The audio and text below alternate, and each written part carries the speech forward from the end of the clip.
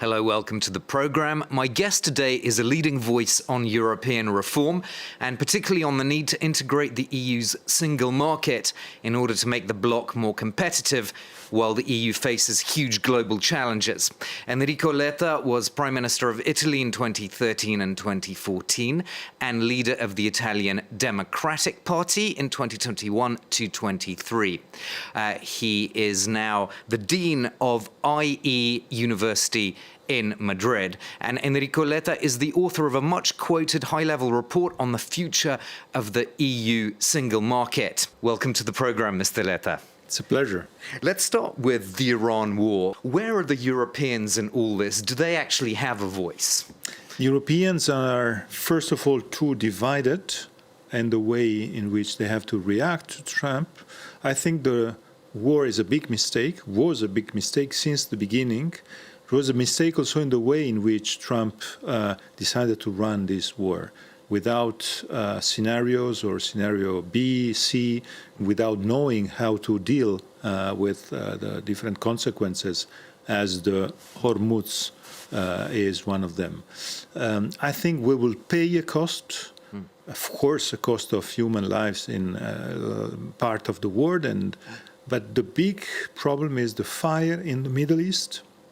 It will be very complicated to find stability again, and at the same time, a big problem of competitiveness for the European Union. We are today paying a price in terms of instability, in terms of rise of energy prices, and in terms of total lack of predictability of what will happen. Do you think what the EU has proposed as a response, the cap on gas prices, for example, or some countries even calling for a tax on windfall profits made by energy companies, what do you think of those solutions, and do any of them actually meet the scale of this challenge with this energy crunch now? These solutions are for an immediate way to exit from the, I would say, the cul-de-sac in which we are. But there are two main subjects. First subject, we need to end this war as soon as possible. This is the main solution. And the second point is, for the European leaders, is to finally understand that we are paying all these prices also because we are divided. We have 27 energy markets and not one European energy single market. The next European Council, 22nd, 23rd of April, will take important decisions and will discuss on the plan to integrate the single market, with the plan One Europe, One Market. This is fundamental because I don't think that we can have solutions that are only conjunctural solutions in immediate terms, short term. The problem of Europe on these topics is the fragmentation of our market. This fragmentation create for us more weakness, more anxiety, and we will pay a big price if we are not able to do it. So immediate terms and short-term solutions, and at the same time structural solutions. Otherwise, we will be always in a weakness situation. We'll come back to single market fragmentation. I want to cover one other big event that is happening in Europe, and the crucial parliamentary election in Hungary on April the 12th. Prime Minister Viktor Orbán could be re-elected, of course.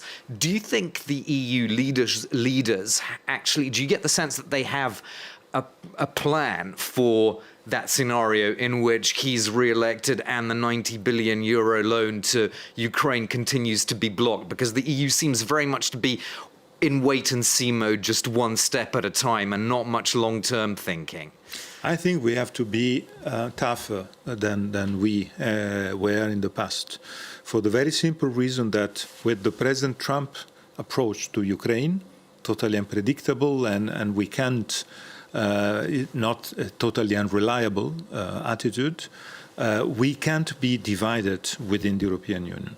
So I think we have to clarify the situation. What Orban did with this change of position after December decision on the 90 billion euros. Well, he first said yes and then said no later on. He allowed the leaders to decide with enhanced cooperations, and now then he changed completely his mind.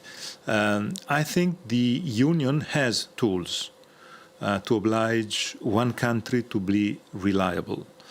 I think this is the way in which we have to discuss, because it is impossible for a European Union that is composed by 27 countries, and the European Council is a collective leadership tool. 27 leaders forming a collective leadership. There are, I would say, minimum rules of solidarity among the leaders and fairness. And I think Orban broke these rules. To get back to the single market issues, at the end of March, the European Court of Auditors said in a report that there's a lack of ambition in integrating the single market for services. That won't be news to you, of course, because you wrote the report on it, but it's important to state, I think, for our viewers that roughly 70% of the EU's total output is single market services, but only a fifth of total trade between EU member states is in services. So there's a big imbalance there. Why do you think that's still the situation almost 2 years after your report? Because member states in all these 35 years after the creation of the single market decided to apply the four freedoms, freedom of movement of goods, services, capitals and people, in a totally asymmetric way. Very good for goods and people, and very bad for services and capitals. But today's economy is based on services, so the intangible, and capitals. We have one currency and 27 financial markets.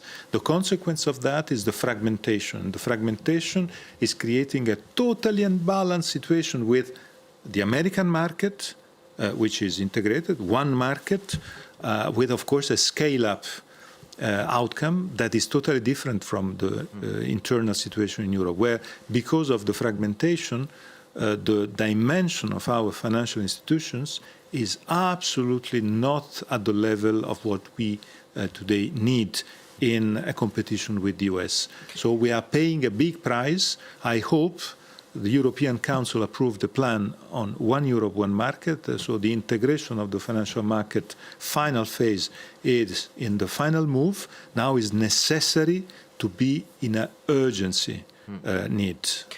Okay, now this summer the European Central Bank aims to take significant steps towards the introduction of a digital single currency. Our reporter in Brussels, Alix Le Bourdon, has this report about what could be a major transformation for millions of people living in the euro area. Let's take a look. Since last summer, Nicolas Guilou has been unable to use his bank card. He's one of the judges on the International Criminal Court who issued an arrest warrant for Israeli Prime Minister Benjamin Netanyahu.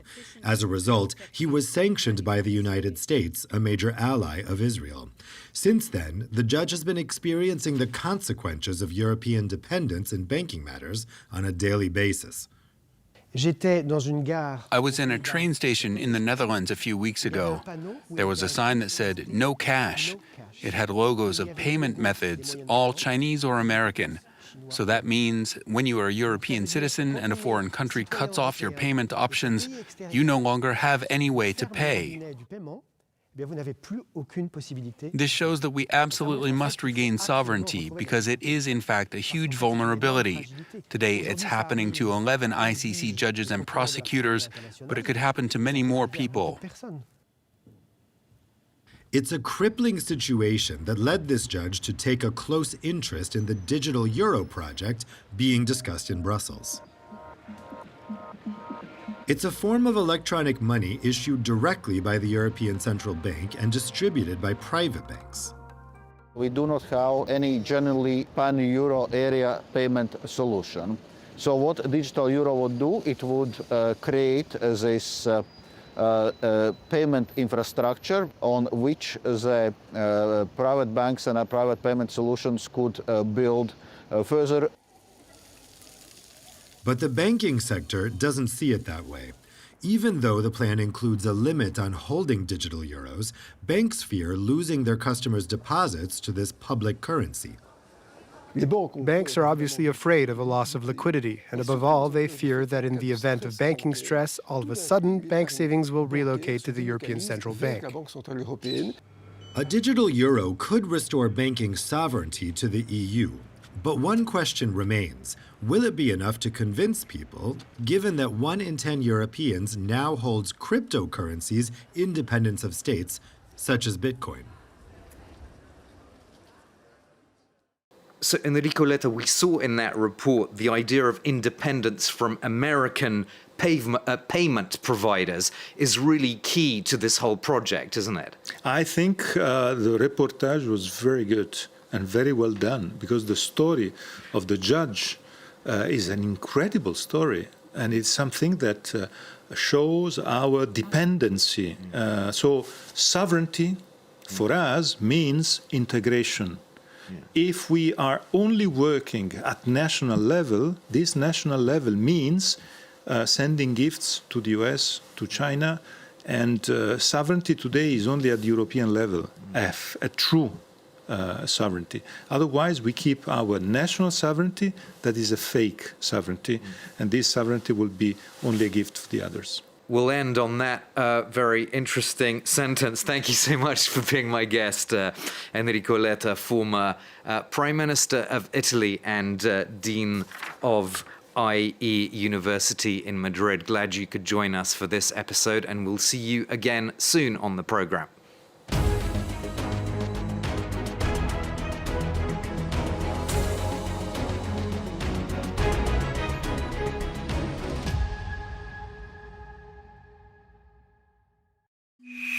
At that time, living in this region meant we were the last barrier before the Iron Curtain.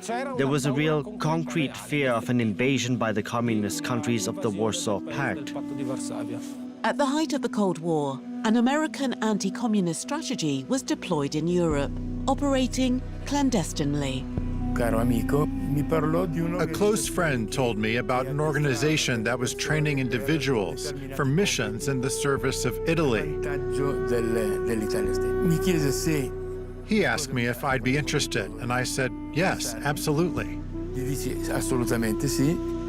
The stay-behind operation has since been dissolved, but many questions remain. Watch Gladio, the undercover army revisited on France 24.